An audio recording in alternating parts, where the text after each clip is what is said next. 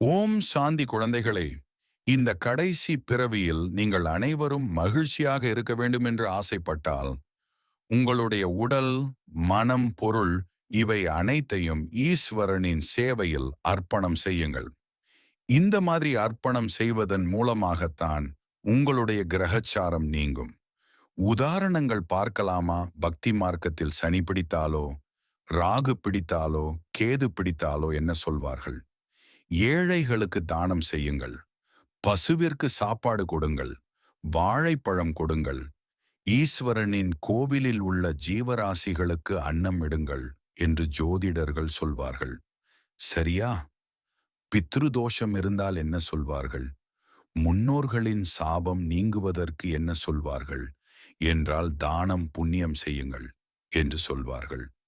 அதுபோலத்தான் குழந்தைகளே, உங்களுடைய 63 ஜென்மங்களின் பித்ருதோஷம், சாபம், பாவ சுமைகள் அனைத்தும் யோக பலத்தின் மூலம் மட்டுமே நீங்கிவிடுமா? நீங்காது. சேவை மூலமாக உங்களுடைய ஆத்மா சுத்திகரிக்கப்படும். அதன் மூலமாக யோகா செய்தால்தான் பாவம் அழியும். ஆனால் அந்த யோகா செய்வதற்கே புண்ணிய கணக்கு வேண்டும். அதனால தான் சொல்லப்படுகிறது, ஈஸ்வரிய சேவையில் உங்களுடைய உடல், மனம், பொருள் அனைத்தையும் ஈடுபடுத்தும் பொழுது உங்களுடைய புண்ணிய கணக்கு உயரும்.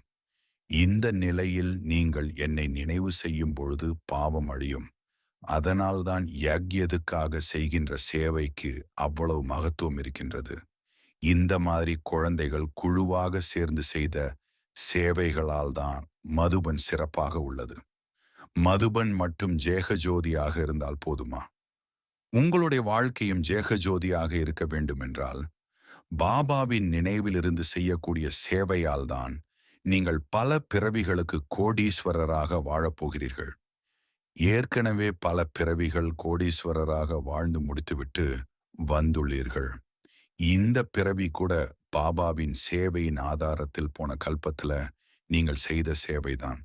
அதனால குழந்தைகளே, பேருக்காக பாபாவின் சேவைகள் செய்தால் மட்டும் போதாது. இதுல தான் நிறைய குழந்தைகள் தவறு செய்கிறார்கள். தூய்மையின் விரதம் இருந்து செய்யக்கூடிய சேவைக்கு தான் பலன் அதிகம்.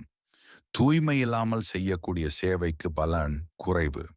எனவே தூய்மையாக இருந்து சேவை செய்தால் 108 மணி மாலையில் வரலாம்.